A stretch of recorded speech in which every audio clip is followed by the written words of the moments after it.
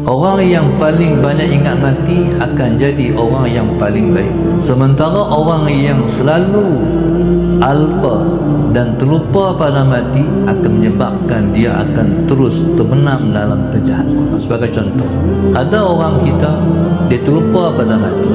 Bila terlupa pada mati ini menyebabkan dalam hidup ni dia menipu orang, dia menzalim orang, dia bohong orang, dia kena orang, dia ambil duit orang.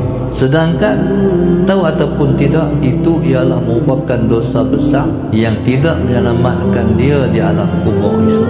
Banyak orang tak semayang juga. Tahu tak benda yang paling besar dosanya ialah meninggalkan semayang.